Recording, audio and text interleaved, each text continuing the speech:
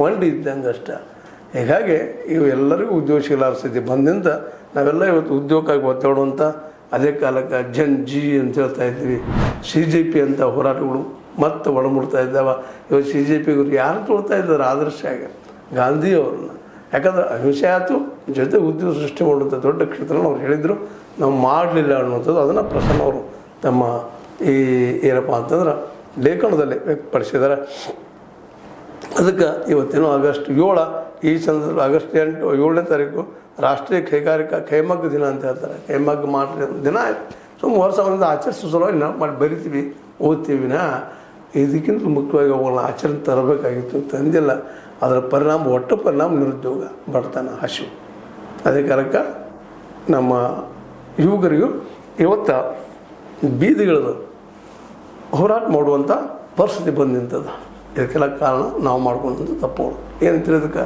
ಇದು ನಿಮ್ಗೆ ಸರಿ ಅನಿಸಿದ್ರೆ ಸರಿ ಅನ್ರಿ, ತಪ್ಪು ಅಂತ ತಪ್ಪು ಏನಾದರೂ ನೋಡಿರಿ ಅಂತ ಇರಿ, ಹೇಳ್ತಾ ಇರಿ ಅಂತ ಹೇಳ್ತಾ ಲೈಕ್ ಮಾಡಿ, ಶೇರ್ ಮಾಡಿ, ಕಮೆಂಟ್ ಮಾಡಿ, ಜೊತೆ ಸಬ್ಸ್ಕ್ರೈಬ್ ಅನ್ಸ್ಬಿಟ್ಟು H16 ನ್ಯೂಸ್ ಅರ್ಥ ತಿಳಿಸ್ತಾರೆ ಸತ್ತ ಕೈಗಳಲ್ಲಿ ಒಂದು ಆತ್ಮೀಯ ಸಾರ್ವಜನಿಕರಲ್ಲಿ H16 ಅರ್ಥಾತ್ ಸೀತಾರಾಮದಿಂದ ಒಂದು ಮನವಿ. ಈ ಸಂಸ್ಥೆ ಭ್ರಷ್ಟಾಚಾರ, ಅನ್ಯಾಯ, ಅತ್ಯಾಚಾರಗಳಿಂದ ನೊಂದವರ ವೇದಿಕೆ. ಅನ್ಯಾಯಕೋರರ, ಭೂಗಳ್ಳರ, ನಶಾ ಸಾರಾಯಿ ಮಾಫಿಯಾಗಳ ವಿರುದ್ಧದ ಧ್ವನಿ. ರೈತರ, ಕೂಲಿಕಾರ, ಕಾರ್ಮಿಕರ, ಬಿದ್ದ ಸಮುದಾಯ ಜನರ ಧ್ವನಿ. ಬೆಂಬಲವಾಗಿ ನಿಂತು ತನುಮನ ಧನದ ಸಹಾಯಕ್ಕೆ ಸಾರ್ವಜನಿಕರಲ್ಲಿ ಕೋರಿಕೆ.